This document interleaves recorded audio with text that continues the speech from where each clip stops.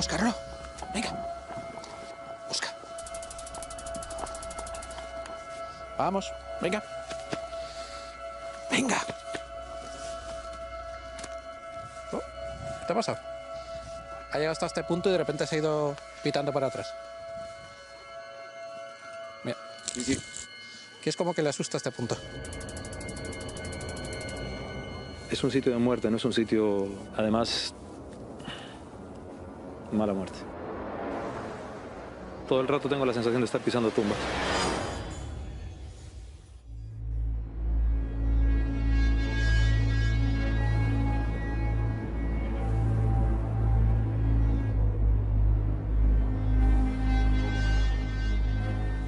Ahora, si me permiten, vámonos todos juntos a las llanuras semidesérticas de la Sierra de los Filabres. Les hablo, por tanto, de Almería, de lugares solitarios, de cortijadas que visité hace mucho tiempo, hace casi 30 años, para investigar algo increíble. Una comisión científica española intentaba tener la respuesta para unos fuegos extraños que quemaban a la gente, que se apoderaban de los enseres, de las ropas. Se llamó el caso de los fuegos de la Roya y ya lo contamos aquí hace eones. Pero precisamente me llamó la atención que en la misma zona nuestro querido maestro Enrique de Vicente había encontrado una persona que le dijo dos cosas. Mira qué caso más espeluznante, mira lo que pasó aquí en un lugar llamado Trinchera Zamora y sobre todo es hora de hacer justicia.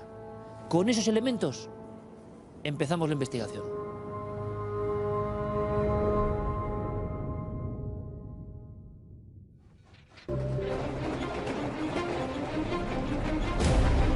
La madrugada del 14 al 15 de noviembre de 1945 se produjo en Almería una de las grandes tragedias ferroviarias de nuestro país. El tren Correo número 1802 y el tren de mercancías 6831 chocaban frontalmente en la llamada Trinchera Zamora, situada entre las estaciones de Jergal y Fuente Santa.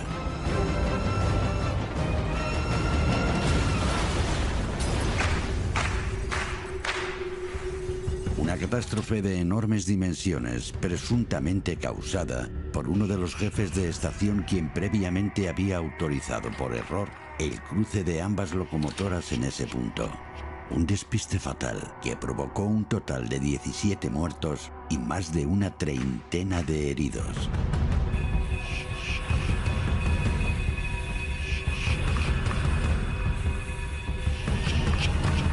¿Por qué pasa? Pues porque él se despista y da salida y se produce la colisión. Una vez que ya se ha rebasado, ya no se puede evitar esa colisión, porque además tiene la mala suerte que se produce en una trinchera, en la trinchera en curva. Una trinchera es un rebaje del terreno para que el tren pueda pasar. Imaginaos dos montañas horadadas por el centro. Cuando se encontraban tan cerca que los jefes de tren no les da tiempo nada más que decir agarrarse que nos matamos. Lo primero que hay que tener en mente es que se trata del único tramo electrificado de toda la línea férrea de Linares a Almería, por el diferencial de altura tan grande que había entre las estaciones de Jergal y Santa Fe. Entonces los dos trenes que chocaron eran trenes de vapor. Sin embargo, al chocar, los dos últimos vagones se levantaron y chocaron contra la catenaria. Entonces eso produjo un cortocircuito y un posterior incendio y electrocución de todo el tren.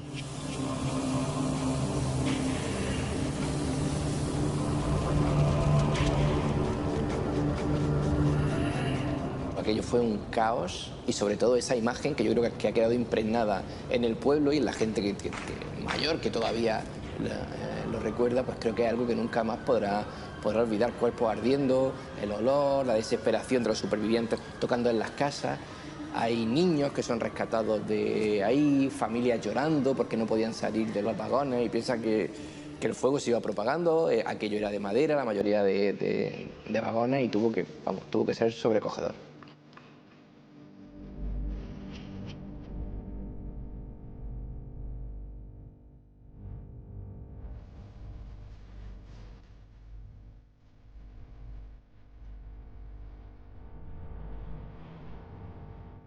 No pudimos hacer más las que sufrir. porque fue una noche muy mala para nosotros, por tener la primera casa al lado de la trinchera. 3 hermanas, llevándole todo a las enfermas, trayéndolas a nuestra casa y haciendo lo que podíamos.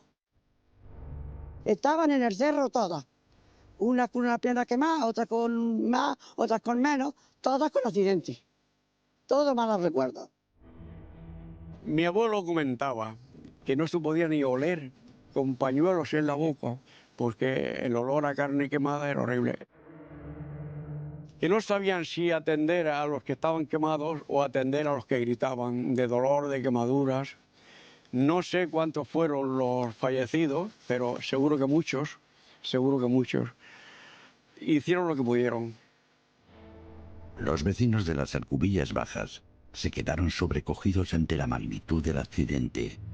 Un gran impacto que también sigue patente entre los investigadores ferroviarios locales, quienes, a día de hoy, consideran que existen numerosas incongruencias y enigmas sin resolver en torno a la investigación oficial de la colisión. Oficialmente, el jefe de estación, José Lúcar Molina, dio paso al tren correo que bajaba hacia Almería, sin saber que subía un tren cargado de uvas con 16 vagones, que fueron los 2 trenes que chocaron. Sin embargo, entre los ferroviarios de las Alcubillas la versión difiere de esa que siempre se ha comentado. El final de Lúcar fue trágico. Él, en el mismo momento en que se dio cuenta del error, cogió una pistola, se despidió de su hija y se echó al monte.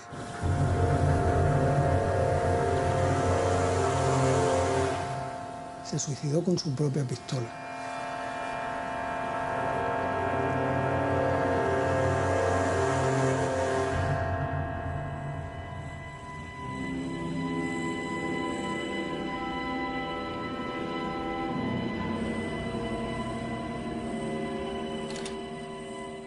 No se sabe muy bien el número de personas que pudieron morir, porque la investigación oficial sale mucho menos de los que realmente había en el tren, porque en esa época tampoco se controlaba mucho.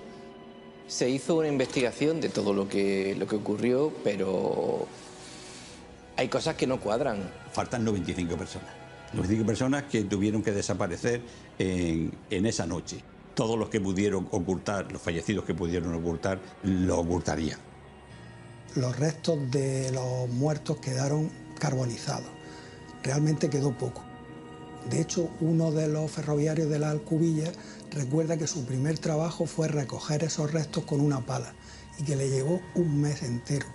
Entonces esa caja la enterraron en una fosa común en el cementerio de las Alcubillas.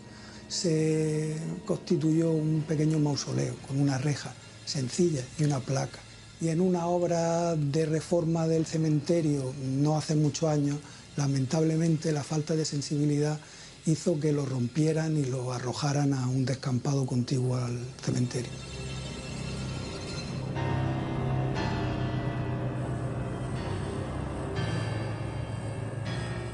Para los expertos, las cifras de afectados no encajan. Un dato desconocido que se une también a la existencia de numerosos testigos que afirman haber vivido extraños encuentros y experiencias inexplicables en las inmediaciones de la trinchera Zamora, el punto exacto del accidente.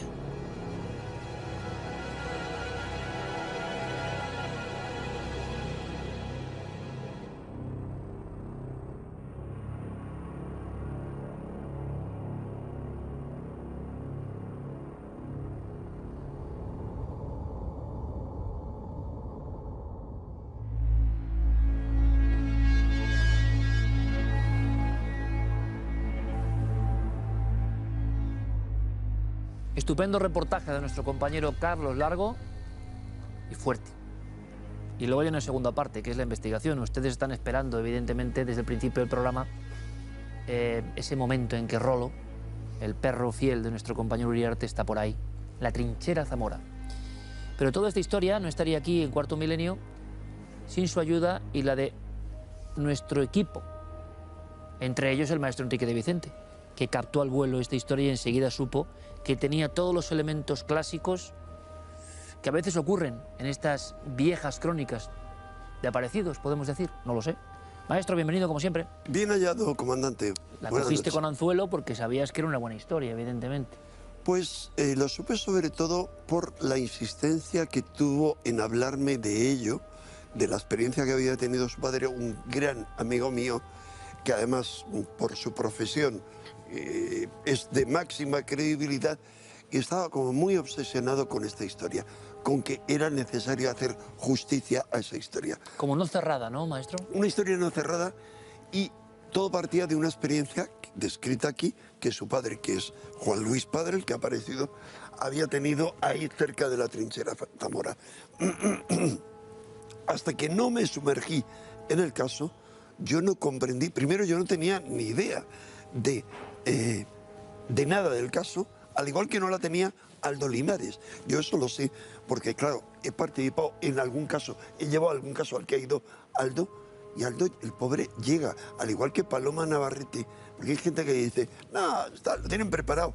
Ni idea, eso lo debo aclarar aquí, si te Bueno, parece. es que, claro que lo tienes que aclarar, maestro, yo lo digo siempre y sé que no nos van a creer. Pero es que luego, permíteme, luego viene Juan Berrueta, editor de La Nada del Misterio, que ha hecho un libro, que tengo aquí. Paranormal yo. Donde cuenta cómo alguien escéptico dice, están locos. Esto se lo creen y es verdad. Bueno, pues ya está todo dicho. Que Aldo no sabe nada porque queremos saber qué ocurre de verdad, que esto no esté... Somos lo más... Dice Juan, somos el programa más antitelevisivo de la historia. Y tú sabes cómo... A lo mejor a eso se debe el impacto arrollador. Porque tú sabes, comandante, que yo he estado en muchísimos programas de audiencia brutal, en una época en la que solo había 2 cadenas en España. Programas con 20 millones de audiencia. O sea, quiero decir, en esa época en la que no había televisiones alternativas, canales de pago ni nada similar.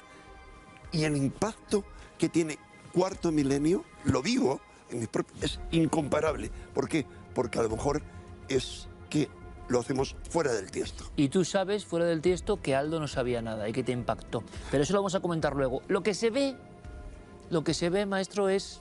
Ahora me cuentas, un arquetipo, ¿no? De una zona muy concreta, querido Alberto Cerezuela, el Lara de Almería, que todos nos entiendan. Yo es que hice aquí un día una oda a mi querido amigo Alberto, el ejemplo de la meritocracia, es decir, de currárselo de verdad desde cero y de ir librería por librería con sus libros y convertirse en un editor en Círculo Rojo, ¿no? Tan impactante y de eco nacional e internacional. Siempre nos alegramos de tu éxito, Alberto. Muchas gracias. Vamos a ver, esa zona te la conoces como la palma de tu mano.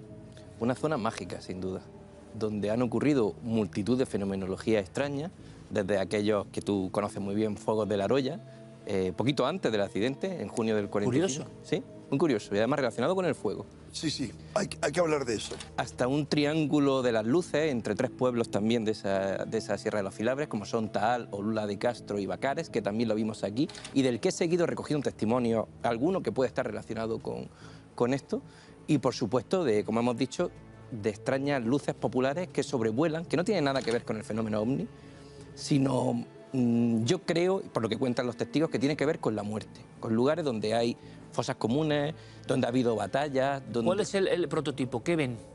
Sobre todo ven por la carretera, andando o deambulando como almas en pena, a seres o figuras humanas, algunas perfectamente identificables, sobre todo porque no van vestidas de esta época. Es lo que más llama la atención. Y que creo que también puede tener relación con el accidente, con el fuego, que no tienen cara, que no se les ve la cara, como si tuvieran la cara quemada. Lo que ve este amigo tuyo que inicia la historia, Enrique, ¿arquetipo puro de qué? ¿Del fantasma? Sí, pero sobre todo que él, cuando vio a aquel hombre, no le pareció nada extraño. Lo extraño es que desapareció y que tenía una ropa como de ferroviario. O sea, era tan claro que no es que ves algo nebuloso, era un tío. No, llegó a decirle, porque él estaba plantando ahí algo en su huerta, y decir, no, aquí no crece nada. O sea, es un tipo de aparición que no es la que impacta, sino que solo después dice, oye, que este señor ha desaparecido, que nadie pregunta, nadie sabe nada similar. Pero esas apariciones, hemos hablado muchas veces, maestro, de ese tipo de apariciones, cuando la sorpresa, que quizá es doble, no llega del impacto de la visión, sino después, cuando uno es consciente de que ha visto algo que no puede ser. Después, pero sobre todo porque él y su hijo ignoran algo que solo sabemos los que llevamos mucho tiempo investigando todo esto, y es que los escenarios de accidentes, sobre todo tan dantescos como este, quedan impregnados por ese dolor, por ese sufrimiento. ¿Qué haría falta, maestro, para que un sitio, por allá, accidentes hay en todas partes, pero solo en algunos la gente ve cosas? Vale, ¿te has preguntado alguna vez qué elemento hace falta?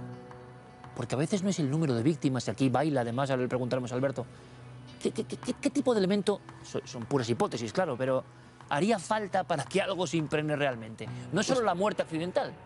Pues fíjate, tiene que ver con lo que luego me gustaría comentar con Alberto del fuego. ¿Por qué el fuego? ¿Y qué recuerdo hay en esa tierra del fuego como algo mítico? ¿Por qué se ofrecen en todo el planeta y durante todo el tiempo sacrificios a los dioses? ¿Y por qué en muchos sitios esos sacrificios tenían que ser tan dolorosos como las que se les atribuyen a los aztecas o también a pueblos del Medio Oriente, que era meter a niños incluso dentro de hornos para quemarles? Porque yo voy detrás a lo que yo creo. detrás tienes una figura de paja donde se hacía eso, ahí está. Ahí está. Y ahí se hacía, pero en el norte de Europa. ¿Por qué? Porque desprenden una energía psíquica potentísima. La hipótesis, una hipótesis, sin más, en parapsicología, es que una energía de un hecho luctuoso, pero asociado con un impacto emocional fuerte, queda impregnado. Mira, ese es el motivo por el cual tanto los judíos como los musulmanes, dentro de sus normas, cuando se dice un alimento, una carne halal, o una carne, en el caso de los judíos es, no voy a decir, kosher.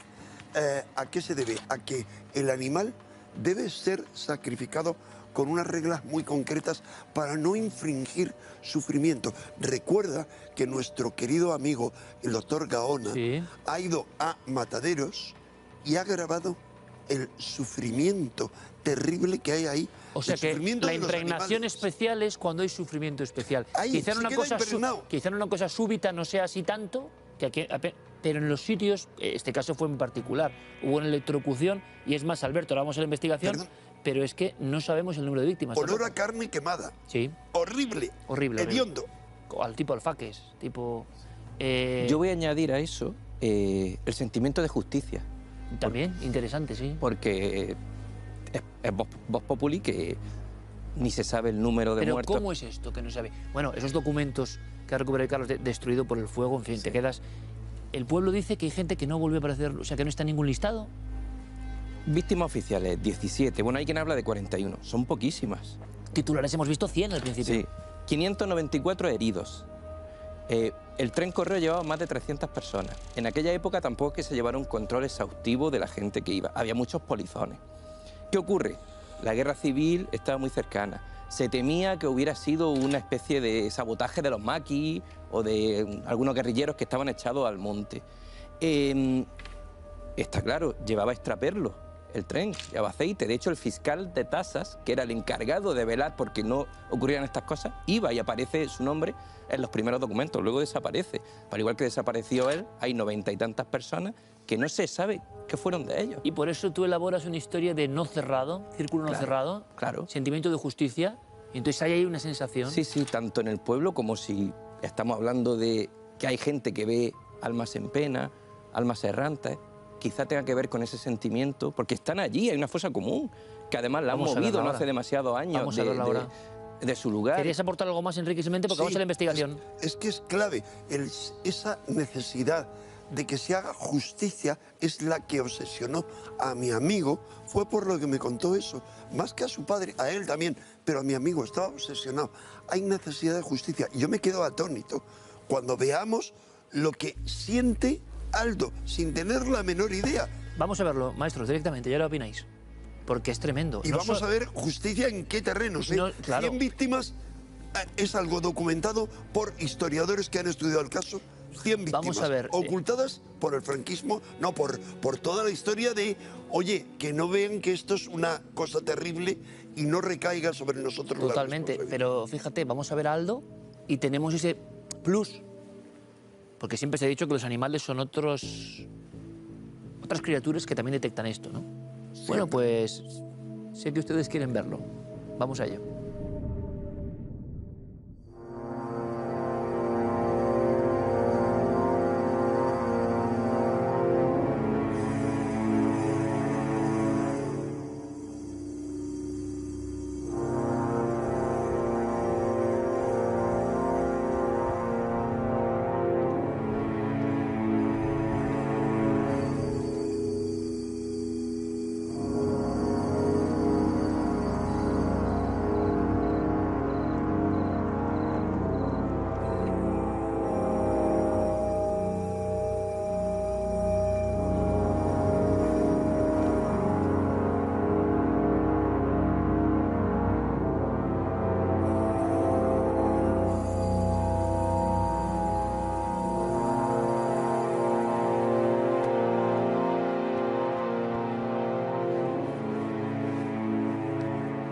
Luis, cuéntanos un poco qué es lo que vamos a hacer ahora con Rolo y cuáles son los pasos que vamos a seguir.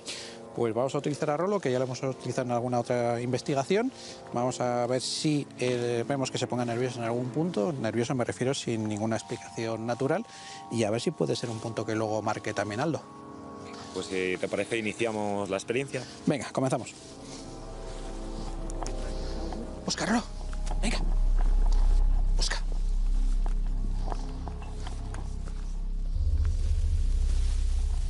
Vamos, venga.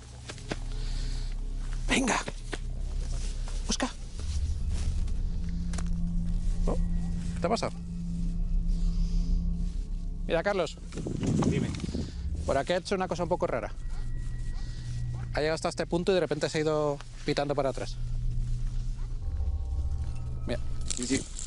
Que es como que le asusta este punto.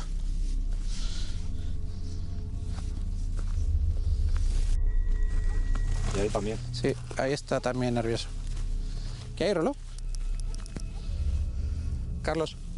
Sí. Aquí está nervioso. Ha ido, mirado, ha vuelto para atrás, vuelve a mirar, mira, ¿ves? Va para arriba. Se vuelve para arriba. Aquí es que nos están diciendo que justo detrás es donde está la trinchera. El punto del choque, ¿no? Del choque, de la colisión.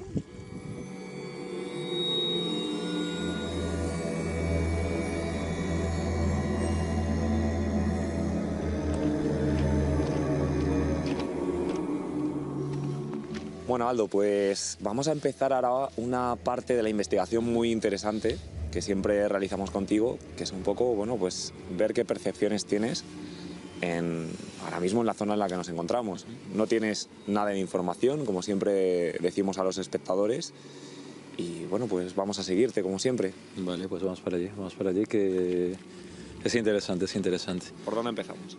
Lo primero, te querría decir, Charlie, que esto es como... Si esto es una estructura, es como una caja metida entre otra caja. Y lo de aquí pertenece, o sea, lo de que está aquí alrededor pertenece a otra historia. Voy a ver aquí, ¿vale? Es un sitio de muerte, no es un sitio de aparecido, de fantasma, porque sí, ¿no? Es un sitio de muerte. Además,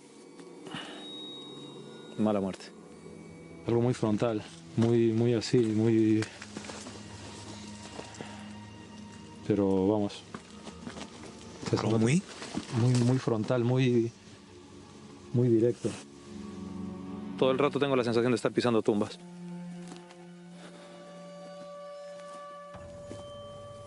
Me pregunto qué... O sea, la sensación esta de... Es que es un arrebato grupal, Charlie. Es un arrebato grupal. ¿Sabes? Hay algo ahí como que fue así. ¿Sabes?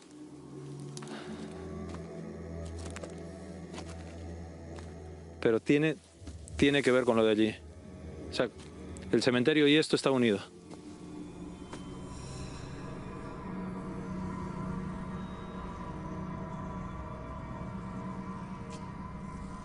Aquí.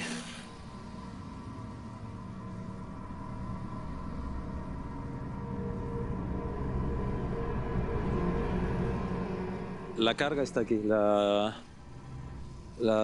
chicha está aquí. Vale. ¿Vale? Y aquí ha habido... O sea, aquí hay restos sobre restos. Lo del tema de la limpia, ¿por qué lo dices? Pues porque han puesto encima restos sobre restos y sobre otras cosas, porque además ha habido... Lo que te digo de que esto es una caja metida entre otra caja, es porque hay dos capas de historia que están mezcladas aquí. Lo que es esta parte, digamos, por decirlo así, más reciente, y hay algo tapado también ahí, revuelto, como compactado.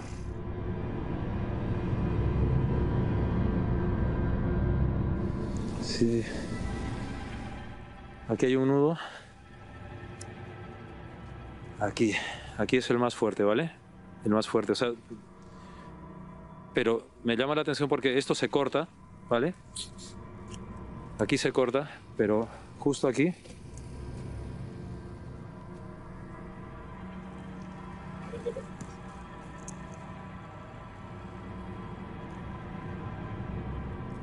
Que no deberían hacerse las cosas así, Charlie. ¿Qué? Que no deberían dejarse las cosas así. Mala muerte, amigo.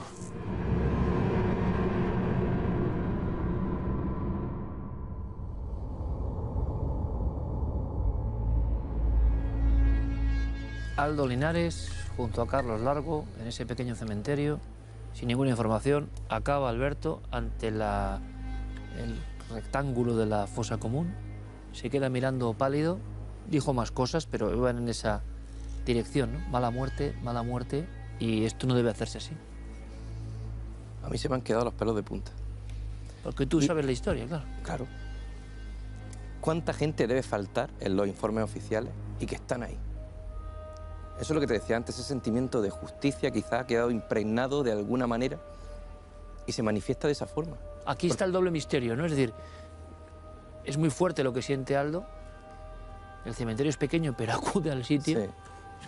Se asoma, que además Aldo es muy respetuoso con esas cosas, sin embargo le impele a encaramarse y a asomarse. Y Carlos estaba impresionado, dices, ¿qué es el punto donde dicen los... Enrique, ¿qué? Es que son demasiadas cosas. Sintetiza demasiadas cosas que solo cuando investigas, estudias al fondo la historia, gracias a la extraordinaria labor de documentación que ha hecho Carlos Largo, comprendes lo que pasa. Vamos a ver. Tú habías hablado, Alberto, de necesidad de justicia, y este amigo mío, Juan Luis, hijo, como su padre, pero sobre todo él, necesidad de que se haga justicia en tres líneas. Una, número de muertos ocultados, la mayoría de ese centenar de muertos. Como que no había pasado nada con ellos. Segundo punto, lo que dice Aldo, huesos abandonados. No deberían dejarse las cosas así. O sea, es un arrebato grupal, ha ocurrido, es un arrebato terrible. O sea, de repente, un infierno dantesco. ¿Por qué? Porque al chocar dos trenes, como era la única zona electrificada justo que había, ¿qué hacen? Los dos trenes hacen así y chocan con la catenaria eléctrica, se electrocuta el tren y es una muerte horrible. Pero es que además... ¡Quemados! Perdona que te corte. Además, desde la central eléctrica interpretan que necesitan más potencia, porque a veces fallaba ahí porque cargaban mineral y necesitaban más potencia, y lo intensifican. Es decir, que hubo un doble... Se los fríen. Sí, totalmente. Dice Aberrado, si no me equivoco, ha dicho la palabra en ese momento que está fuera del tiempo, Aldo, y lo hemos mirado anómalo, extraviado, loco. De hecho, en el juicio, porque hay un juicio, se juzga por un tribunal militar, y por allí desfilan varios testigos y todos hablan de eso, de gente calcinada, de cuerpos quemados. Lo pone destruido por el fuego, ¿no? En los informes.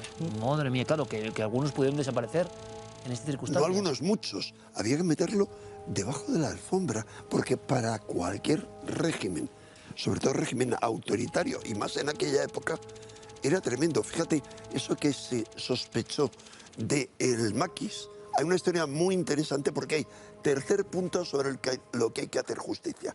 Se responsabilizó de todo al jefe de estación. ¿Por qué? Esa es otra. Porque se decía que estaba bebiendo en la cantina. Cierto es que habían traído una partida de vinos de fuera y iba a probarlos, parece que le daba mucho. Pero es que no estaba de servicio en ese momento, o al menos había dejado en su lugar, es decir, él tenía mala conciencia, porque no había estado en su puesto, pero había dejado en su lugar al ayudante que no era personal de Renfe, no era personal ferroviario, ¿y qué hizo?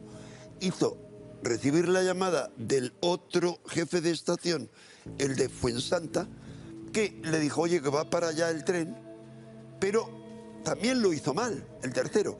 ¿Qué ocurre? Que realmente lo hizo mal en el sentido de que tenía que haber dicho, oye, ¿dónde está el jefe de estación? Mi homólogo.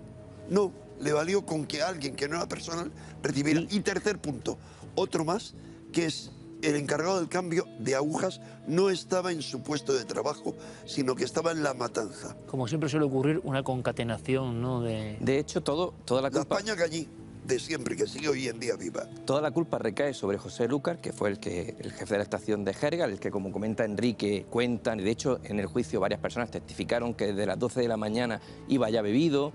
Una mujer dijo que lo vio en el bar de la estación bebiendo vino con su hija. Además dicen que tenía ciertos problemas personales que le impedían desarrollar bien su trabajo. Se lo describe también como un hombre poco aseado, que también en esa época decir que bebes y que estás poco aseado, pues es sinónimo de que no es una persona que está demasiado en sus cabales.